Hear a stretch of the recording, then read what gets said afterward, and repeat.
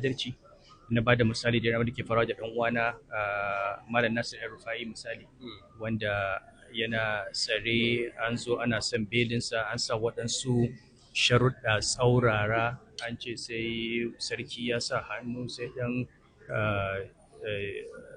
ma'aikacin gwamnati magana don yana Nasiru wani magana saboda ƙasa yau shine gobe zai zama wani idan ana irin wannan ƙasa tana sa ido ba ta magana. Magana ce akan arewa da abubuwan da ya kamata mu tsaya mu duba.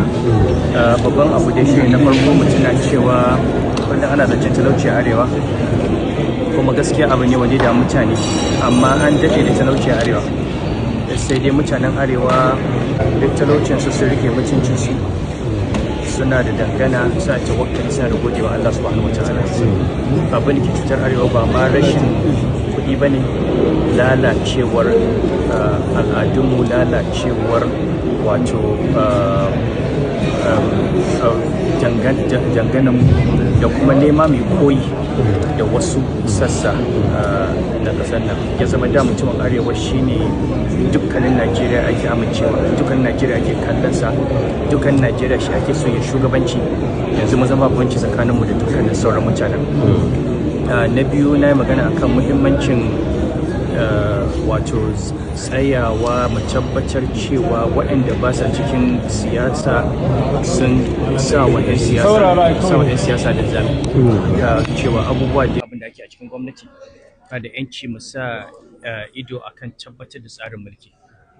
Na uku kuma wannan na ba da misali ga alƙalai muhimmancin adalci na ba da misali da ke faruwa da ɗan uwana Malam Nasir El-Rufai misali wanda yana tsare an zo ana son belinsa an sa waɗansu sharuɗa tsaurara an ce sai sarki ya sa hannu sai ɗan ma'aikacin gwamnati mai gida mai cama waɗanda ba a taɓa sa kowa ba kuma kisan kai ba.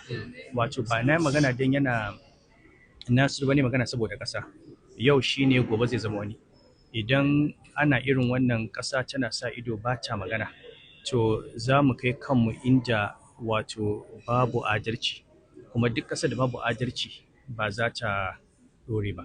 Saboda waɗannan su ne da takaice abubuwan da ne magana ce mai tsawo kun ji ta da turanci ba zai yi a cikin ɗan minti biyu a gama lissafin ta ba. Ranka da kalubalen tsaron nan kusan shi fi damun al'ummar arewacin Najeriya.